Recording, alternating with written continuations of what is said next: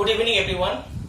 আজকে আমি তোমাদেরকে কার্যক্ষমতা শক্তি পার্ট 3টা একটু দেখাবো।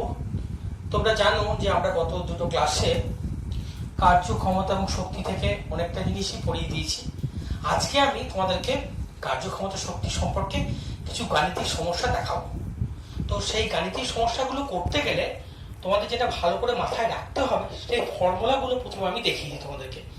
1 নম্বর ফর্মুলা তোমরা ভালো করে মনে রাখবে, সেটা হচ্ছে কৃতকার্য W ইজিক্যাল টু হচ্ছে Fs বল ইনটু সরণ।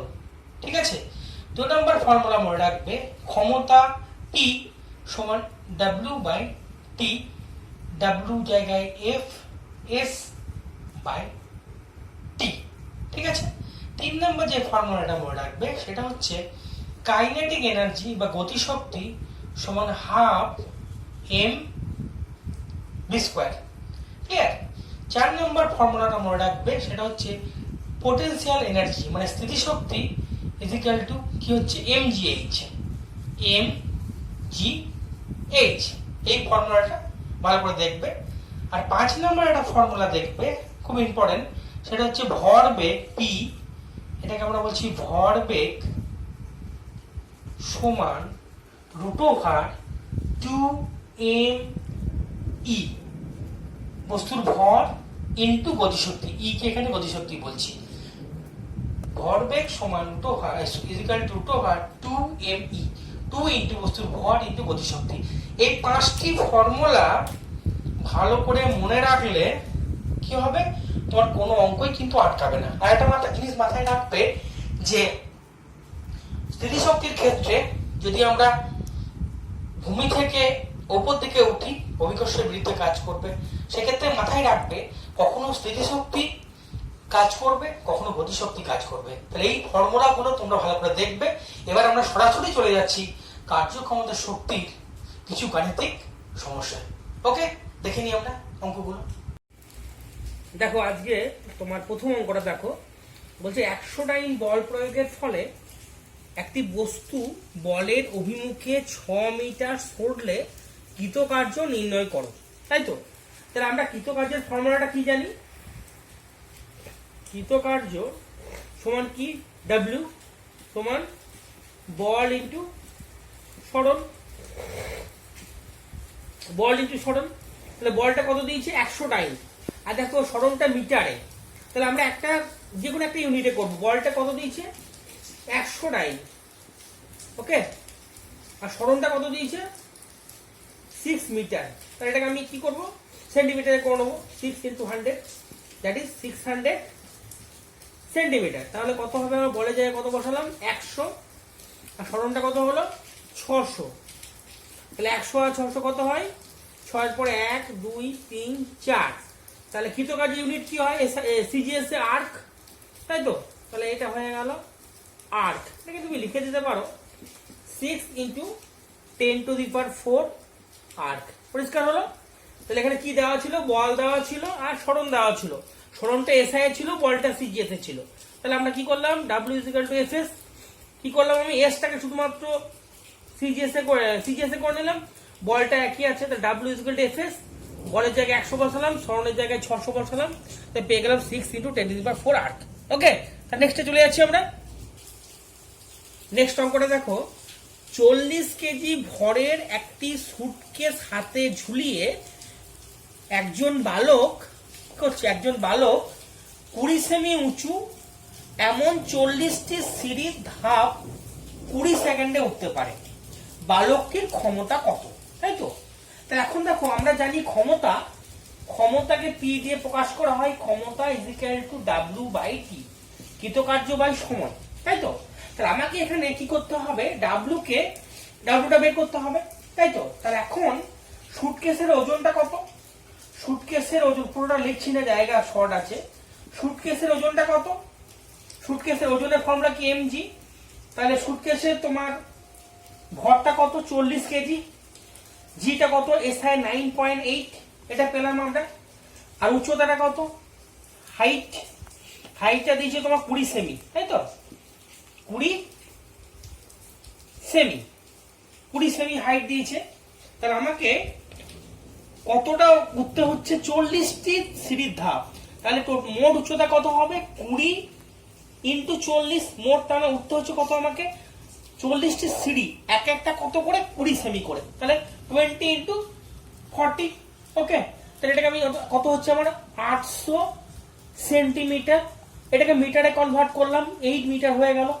তাহলে আমি ওজন পেয়ে গেছি, ওজনটা পেয়ে গেছি আমি নিউটনে, আর হাইটটা কত পেলাম, 8 মিটার। তাহলে আমার কৃতকার্যের ফর্মুলা কি, কৃতকার্য ইজ ইকুয়াল টু বল ইন্টু সরণ, এখানে ওজনটা বলের কাজ করবে, তাহলে ওজন ইন্টু উচ্চতা, উচ্চতাটা সরণ। ওজনটা কত পেয়েছি আমি, দেখো 40 ইন্টু 9.8, তাই তো, আর উচ্চতাটা কত পেয়েছি, 8 মিটার, তাই তো। এটা কার্য, এসআই পদ্ধতিতে কার্যের একক কি, জুল। ক্লিয়ার? তাহলে ক্ষমতা, ক্ষমতা সমান কি, কার্য বাই সময়, ডাব্লিউ বাই টি। ডাব্লিউটা কত, 40 ইন্টু 9.8 ইন্টু 8, সময়টা কত বলো, কত সেকেন্ডে, 20 সেকেন্ডে, 20 সঙ্গে 40 কেটে গেল 2, তাহলে আমার কত হলো, এটা 16 ইন্টু 9.8, তাই তো, 16 ইন্টু 9.8। তাহলে এটা ইউনিট কি হবে, ক্যালকুলেশন করে নেবে। ইউনিট কি, এসআই পদ্ধতিতে ক্ষমতার একক কি, ওয়াট। ওকে, তাহলে এত ওয়াট হচ্ছে বালকটার ক্ষমতা। আবার বলছি, এখানে বালকটির 40 কেজি ভরের সুটকেস নিয়ে মানে তোমার হাতে ঝুলিয়ে ছিল, তাই তো। তাহলে সুটকেসের ওজনটা কত পেলাম আমি, এমজি। এমজিটাকে আমি বের করলাম 40 ইন্টু 9.8 দিয়ে। উচ্চতাটা 20 সেমি, কতগুলো সিঁড়ি পেয়েছে, চলেছে 40টি, তাহলে 800 হচ্ছে তোমার হাইট, তাই তো। তাহলে ডাব্লিউ ইজ ইকুয়াল টু হচ্ছে, ডাব্লিউ মানে এখানে কি, কৃতকার্য, ওজন ইন্টু উচ্চতা করে কি করলাম আমরা, ভাগ করলাম সময় দিয়ে। তারপরে কি পেলাম আমি এখানে, এখানে পেলাম 16 ইন্টু 9.8, ইউনিট কি ক্ষমতার, ওয়াট। ওকে, এবার নেক্সটে চলে যাবো আমরা। এবার দেখো নেক্সট অঙ্কটা, সমবেগে গতিশীল 10 কেজি ভরের একটি বস্তুর গতিশক্তি 2 জুল, বস্তুটির রৈখিক ভরবেগ বের করতে হবে। ঠিক আছে, কি দেওয়া আছে এখানে, আমার ভরটা দেওয়া আছে 10 কেজি, রৈখিক গতিশক্তি, এই সরি বস্তুর গতিশক্তি কেই দেওয়া আছে কত, 2 জুল। কি বের করতে হবে আমাকে, ভরবেগ বের করতে হবে, তাই তো, ভরবেগ আমাকে বের করতে হচ্ছে। তাহলে আমরা জানি গতিশক্তি, গতিশক্তির যে ফর্মুলাটা রয়েছে আমার, এটাকে আমরা বলছি kinetic energy is equal to half M V square, তাই তো, half M into V square, গতিশক্তির ফর্মুলাটা। তাহলে এখন দেখো আমরা জানি রৈখিক ভরবেগ, রৈখিক ভরবেগ এটা মানে কি, ভর ইন্টু বেগ, তাই তো, ভর ইন্টু বেগ।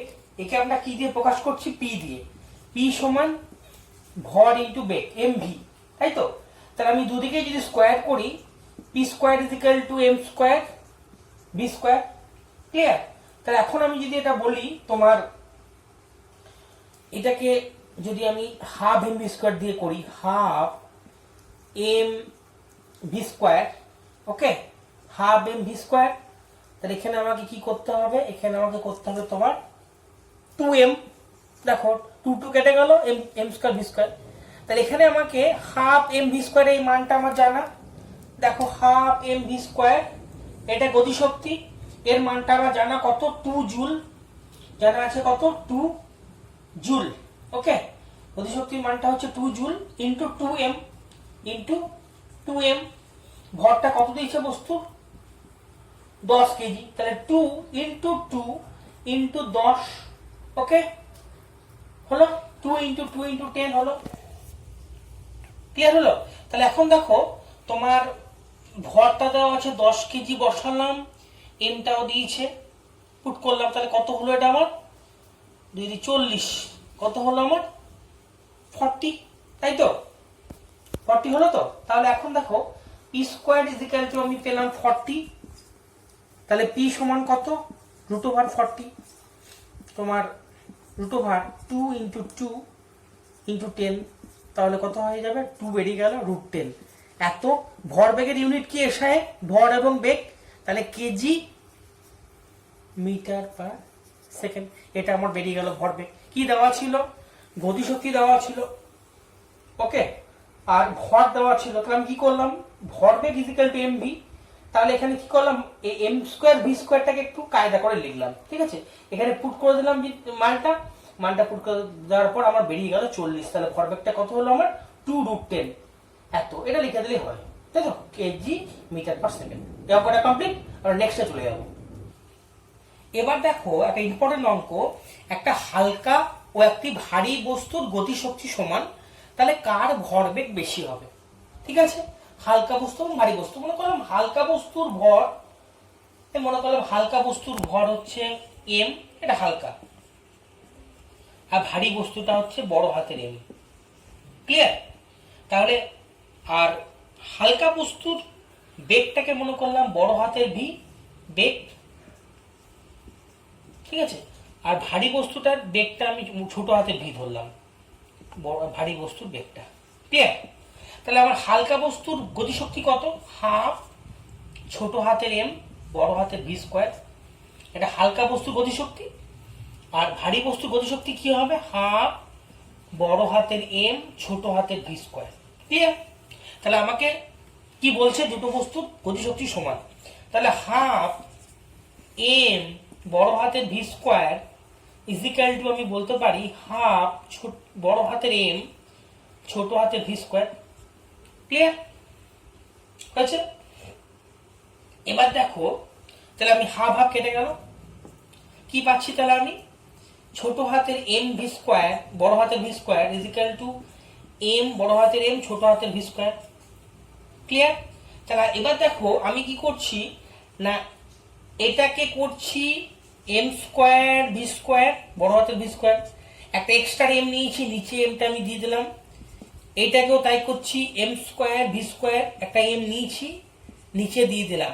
ওকে, এবার দেখো কালারটা চেঞ্জ করি আমি। তাহলে দেখো এখানে এম স্কোয়ার ছোট হাতের ভি স্কোয়ার বাই ছোট হাতের এম স্কোয়ার ভি স্কোয়ার, এটা হচ্ছে বড়টার তোমার ভারী বস্তুটার ভর, ভারী বস্তুটার বেগ, ছোট বস্তুটার ভর, ছোট বস্তুটার বেগ। এটা সমান কি হবে? দেখো কার সঙ্গে কার গুণ আছে?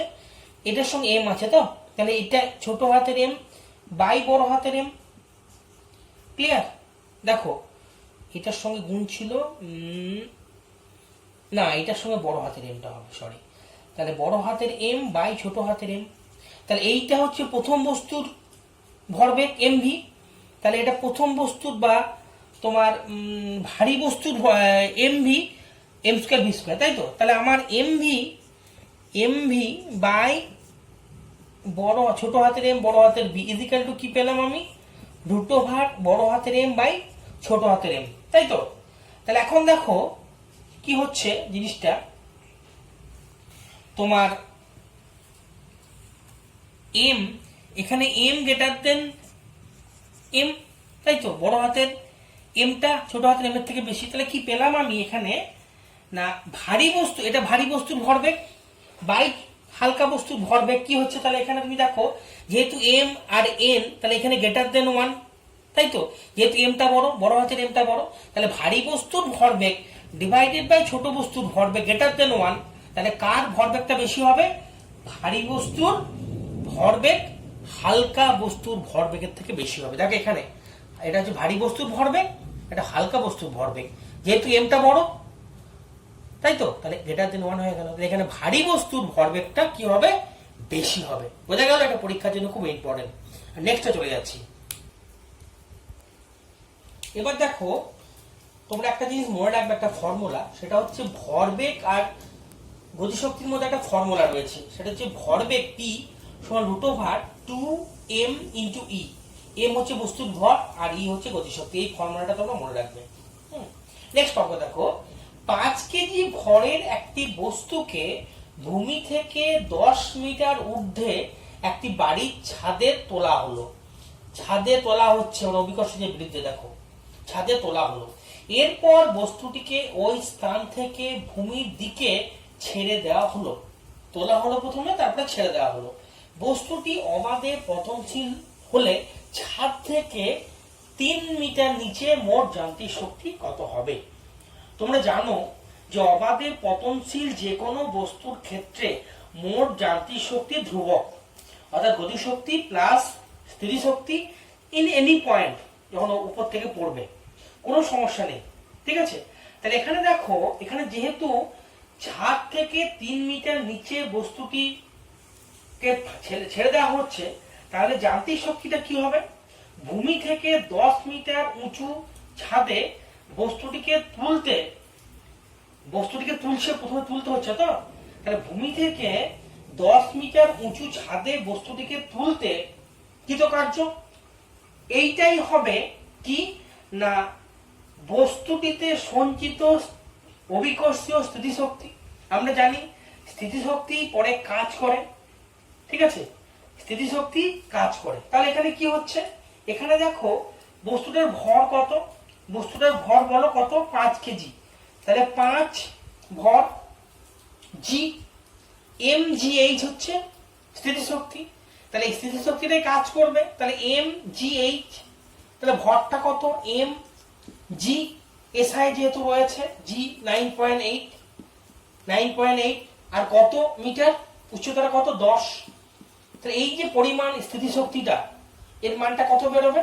এর মানটা হবে তোমার 5 × 9.8 × 10, এখানে আর একটা 10 চলে এলো, 10 কেটে গেল, তাহলে এটা হবে 5 9 5 40 5 40 তার 0 490 জুল, কারণ এসআই পদ্ধতিতে শক্তি বা কাজের একক জুল, ঠিক আছে। তাহলে এত পরিমাণ শক্তি, মোট যান্ত্রিক শক্তি এত। আবার বলছি, যেহেতু ছাদ থেকে 3 মিটার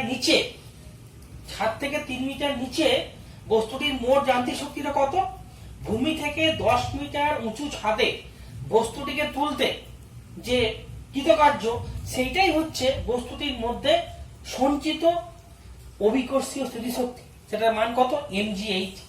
mgh 490 জুল, এটা হচ্ছে মোট যান্ত্রিক শক্তির পরিমাণ, ঠিক আছে। তাহলে এই অঙ্ক যেগুলো বললাম সেই অঙ্কগুলো ভালো করে করবে, তোমরা বাড়িতে প্র্যাকটিস করবে। একটা গুরুত্বপূর্ণ বিষয় বলে রাখি, W = Fs, কার্য সমান ক্ষমতা সমান কার্য বাই সময়, মনে রাখবে। গতিশক্তি সমান 12 mv², স্থিতিশক্তিটা হচ্ছে তোমার mgh, ঠিক আছে। আর যে কোনো অবস্থানে অবাধে পতনশীল যে কোনো বস্তুর ক্ষেত্রে মোট যান্ত্রিক শক্তির মানটা ধ্রুবক হবে। কোথাও গতিশক্তি বেশি, স্থিতিশক্তি কম, টোটালটা একই। কোথাও স্থিতিশক্তি বেশি, গতিশক্তিটা কম, সেক্ষেত্রে কি হবে না শক্তিটা কিন্তু মোট শক্তিটা এক থাকবে। ওপর থেকে আস্তে আস্তে যত নিচে নামবে গতিশক্তিটা বাড়বে, স্থিতিশক্তিটা কমবে। আবার কি হবে, যত উপরে যাবে কি হবে, স্থিতিশক্তির মানটা বাড়বে, কারণ mgh, ঠিক আছে। এই অঙ্কগুলো ভালো করে দেখবে। আজকে এই পর্যন্তই, ভালো করে ক্লাসগুলো করবে, ঠিক আছে, ওকে। দেখো এখানে খুবই গুরুত্বপূর্ণ একটা বিষয়, সেটা হচ্ছে অবাধে পতনশীল বস্তুর ক্ষেত্রে মোট যান্ত্রিক শক্তি ধ্রুবক হয়, সেই প্রমাণটা আমরা করছি এখানে। দেখো একটা বস্তু ভূপৃষ্ঠে ছিল, তাকে সে কি হচ্ছে না 3টে অবস্থান 1 2 3 একবারে উপরে এসে ছিল, এই পজিশনে ছিল, সে কিন্তু নামছে অবাধে, নেমে বি পজিশনে আসবে এবং সি পজিশনে আসবে। আর ভূপৃষ্ঠ থেকে হাইটটা হচ্ছে তার h, ঠিক আছে। 3টে অবস্থান এ বি সি, তাহলে আমরা 3টে পয়েন্টে দেখব তার মোট গতিশক্তি এবং স্থিতিশক্তি যোগফল। দেখো যখন এ বিন্দুতে আছে বস্তুটা এরকম জায়গায়, তখন কিন্তু তার কিন্তু কোনো কি গতিশক্তি নেই। তাহলে আমরা টোটাল এনার্জিতে যা জানি, টোটাল এনার্জি কি যদি বলি, তাহলে হচ্ছে potential energy plus kinetic energy কে। তাহলে এখানে পোটেনশিয়াল এনার্জি থাকবে, গতিশক্তি 0, তাহলে পোটেনশিয়াল এনার্জি কি mgh, m বস্তুর ভর, g অভিকর্ষী ত্বরণ, আর h টা পুরো হাইট। তাহলে এই অবস্থানে তার মোট শক্তি কত, mgh, তার মোট শক্তি কিন্তু কত হচ্ছে এই অবস্থানে mgh। এবার দেখো বি বিন্দুতে, বি পয়েন্টে কি হচ্ছে, দেখো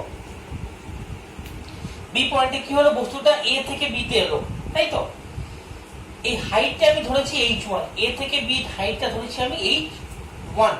তাহলে বি বিন্দুতে কি হচ্ছে, বস্তুটা যেহেতু এ থেকে বি তে এসছে, কতটা হাইট এসছে, h1, তাই তো। আর যেহেতু বস্তুটা স্থির ছিল, বেগও এসছে, একটা বেগও পাচ্ছে, তাহলে আমি যদি মনে করি যে বি বিন্দুতে গতিশক্তিটা কত হবে, half M V square, half M into v1 ধরলাম, বেগটা মনে করলাম এখানে v1, যে বেগে নামছে, ওকে, v1 হলো। তাহলে এবার দেখো তোমার আমাদের সমীকরণ আছে, গতির সমীকরণ, সেটা কি, ভি স্কোয়ার সমান আমার ক্ষেত্রে u square minus twice GH, তাহলে বস্তুটা স্থির ছিল, তাহলে এখানে ইউটা 0 হবে, তাহলে ভি স্কোয়ার সমান কত, এখানে নামছে তো, তাহলে প্লাস হবে, যেহেতু অভিকর্ষের দিকে নামছে সেহেতু প্লাস হবে, তাহলে ইউ স্কোয়ারটা 0, 2gh টা কত, h1, তাহলে গতিশক্তিটা কত হলো, বি পয়েন্টে kinetic energy is equal to half into m into V square, তাই তো। ভি স্কোয়ারের মানটা কত, 2gh1, তাহলে কত হলো 2gh1, তাই তো। 2 কেটে গেল, তাহলে কত হলো এটা আমার mgh1, ঠিক আছে। তাহলে বি বিন্দুতে উচ্চতাটা কত হচ্ছে, বি বিন্দুতে উচ্চতাটা হচ্ছে তোমার, যেহেতু পুরোটা হচ্ছে কত,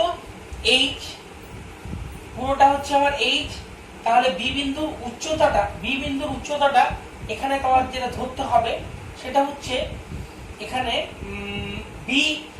বি বিন্দুর হাইটটা, এখানে যেটা বলা হচ্ছে যে h মাইনাস h1, যেহেতু পুরোটা h আর এইটুকু h1, তাহলে স্থিতিশক্তির ক্ষেত্রে হাইটটা কত হবে, h মাইনাস h1, তাহলে বি বিন্দুতে স্থিতিশক্তি কত, বি বিন্দুতে potential energy is equal two কত হবে, mg, হাইট কত পাচ্ছে, h মাইনাস h1, ওকে। তাহলে টোটাল এনার্জি কত বি বিন্দুতে, mgh1 হচ্ছে pe, আর স্থিতিশক্তি কত, mg h minus h1, that is mgh1 plus mgh minus mgh1, এই দুটো কেটে গেল, তাহলে কত হলো আমার mgh।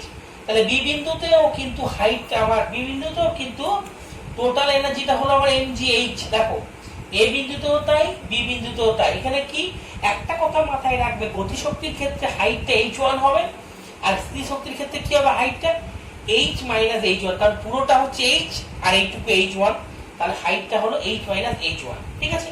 এবার দেখো সি বিন্দুতে চলে এসছে বস্তুটা, সি বিন্দুতে যখন বস্তুটা চলে এসছে, তাহলে তখন কি হচ্ছে, সি বিন্দুর ক্ষেত্রে যেহেতু হাইটটা ভূপৃষ্ঠ, h টেন্ডস টু 0, তাহলে এখানে কিন্তু পোটেনশিয়াল এনার্জি কি হবে, টেন্ডস টু 0, পোটেনশিয়াল এনার্জি বা স্থিতিশক্তি থাকবে না, কারণ হাইট নেই, কি থাকবে এখানে, স্থিতিশক্তি থাকবে, তাই তো।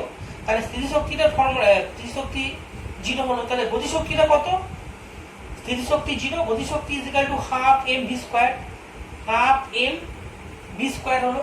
তাহলে এখন দেখো আবার সেই ফর্মুলা, গতির formula, v square is equal to u square plus 2gh, ইউটা এখন দেখো তোমার, যেহেতু তোমার এখানে কি হচ্ছে না, v square is equal to u square plus twice gh, তাহলে এখানে আমার কত হলো, ভি স্কোয়ারটা কত, mgh, তাই তো।